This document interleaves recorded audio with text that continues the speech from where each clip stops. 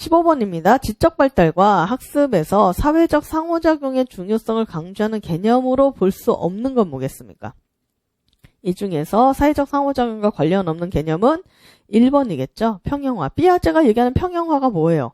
평형화란 내가 새롭게 배운 지식과 나의 기존의 인지도식이 균형을 이루는 것. 이걸 평형화라고 이야기를 하죠.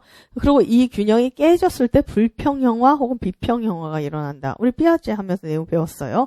그래서 이거는 외부에서 들어온 지식과 나의 인지도식이 얼마나 이게 균형이 이루어지느냐 아니냐를 표현하는 거지 사회적인 상호작용을 얘기하는 건 아니죠. 그래서 볼 수 없는 것 답 1번이고 뭐 브루너의 비계 설정이라든가 비고츠키 근접 발달 영역, 포에르스타인의 중재 학습 경험 이런 것들 이제 해당이 되는 건데 일단 중재 학습 경험 그냥 간략하게 설명을 드리면 이 포에르스타인이라고 하시는 이분이 이 인지 발달과 이런 거 관련해서 뭘로 유명하신 분이냐면은 그 장애, 그러니까 특히 이제 지적 장애, 학습 장애를 겪고 있는 아이들을 대상으로 그 아이들을 이제 교육하는 그쪽으로 좀 유명하신 분으로 제가 알고 있어요. 그래서 실제로 이분이 그런 걸 좀 증명을 하니까 뭐냐면 우리가 일반적으로 일반적인 지능을 갖고 있는 아이들을 이제 어떻게 가르칠 것인가. 우리가 되게 교수 학습의 대상으로 얘기하는 거는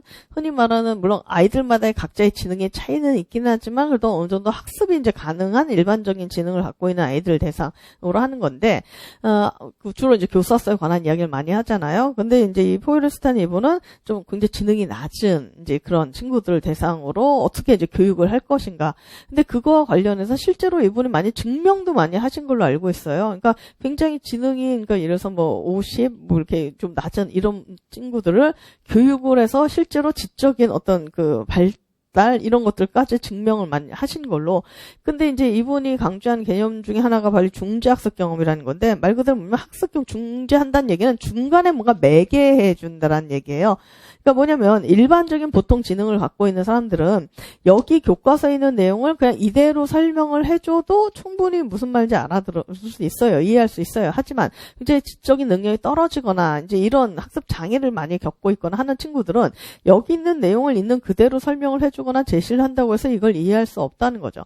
그럼 이거를 어떻게 해야 되냐면 이거를 뭔가 얘네들 잘 이해할 수 있는 방식이나 이런 것들로 이제 다시 표현을 하거나 내지는 내용을 좀 바꾸거나 변형을 하거나 하는 것들이 필요한데 바로 그런 것들에 관련된 경험을 좀 중재학습 경험이라고 이야기를 하는 거고 결국 이 중재학습 경험은 이런 교수자와 학습자가 간에 서로 간의 어떤 관계나 내지는 상호작용 이런 것들을 가장 기본 맥락으로 담고 있는 거죠. 그래서 바로 이 사회적인 상호작용과 관련이 있는 개념 중에 하나고 물론 중재학습 경험 자체가 막 중요하거나 반드시 알아둬야 되는 뭐 이런 건 아니에요. 왜냐면 이 뒤에 그 어디를 봐도 더 이상 이게 이렇게 멘트가 나오거나 하는 적이 없기 때문에 그냥 요런 개념이구나 정도만 아시면 될 것 같고 한 가지 이거는 여담인데 이렇게 보다 보면 이상한 게 브루너의 비계 설정 이거 좀 약간 낯설지 않나요?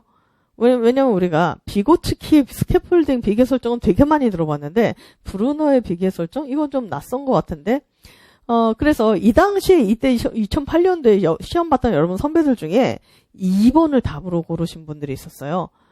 그러면서 그래서 틀렸죠. 그래서 왜 2번을 답으로 고르냐면 그때는 자기는 비계 설정은 스캐폴딩은 비고츠키지 브루너와 관련해서는 뭐 지식의 구조 그 다음에 뭐 발견학습, 이런 거지. 그러면 브루너가 비계 설정을 얘기했다는 건 안 들어봐서 이게 매칭이 안 돼가지고, 그래서 이게 틀렸다고 생각해서 2번을 골랐대요.